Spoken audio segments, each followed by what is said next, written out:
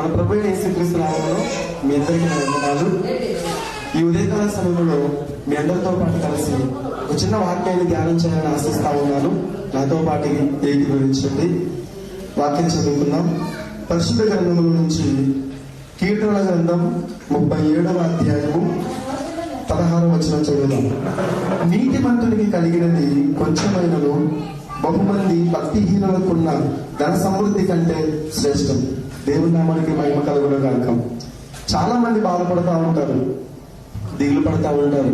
నాకు కలిగినది కొంచెంగానే ఉన్నది, నేను అనేక సంవత్సరాల నుంచి దేవుడు నమ్ముకున్నప్పటికీ నేను చాలా ఇబ్బందులు పడుతున్నాను, ఆర్థిక ఇబ్బందులు ఎక్కువగా అనుభవిస్తున్నానని చెప్పేసి దిగులుతో ఉంటారు. దేవుడు మనకి ఇచ్చిన ప్రతి వాగ్దానం చాలా శ్రేష్టమైనది. దేవుని దృష్టికి మనము చాలా గొప్ప వాళ్ళగా ఉన్నాం కాబట్టి అనేక మంది ధనవంతుల ఆస్తి కంటే మనకు కలిగిన కొద్దిగానైనా అది శ్రేష్టమైందని దేవుడు సెలవించాలి కనుక మీరు దిగులు చెందొద్దు.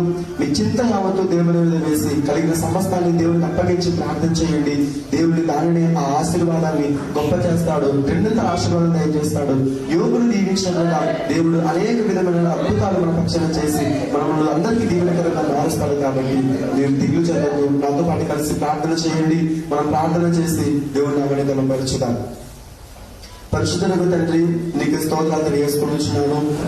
ఈ వాక్యానుసారంగా మా జీవితాలలో మేలుచి చాలా మంది ప్రభు మన స్థితి ఏంటి ఇలా ఉందని దిగులు పడుతుండగా వాళ్ళ స్థితిని మార్చండి అయ్యా, వాళ్ళని ధైర్యపరచండి, వాళ్ళని ఆదరించండి తండ్రి. మీ స్వాధీనంలో ఉంచుకునండి ప్రభు. వాళ్ళ ఇంతవరకు వెంటాడిన ఆ బలహీనపరిచే దురాత్మ సైతాన శోధనంతా కూడా యేసుక్రీస్తు నామమున కొట్టివేయబడును గాక.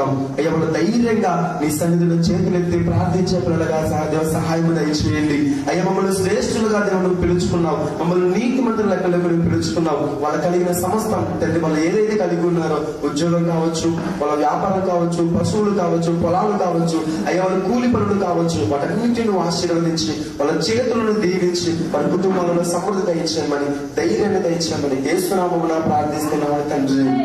ఆమేన్. అందరికీ వందనాలు.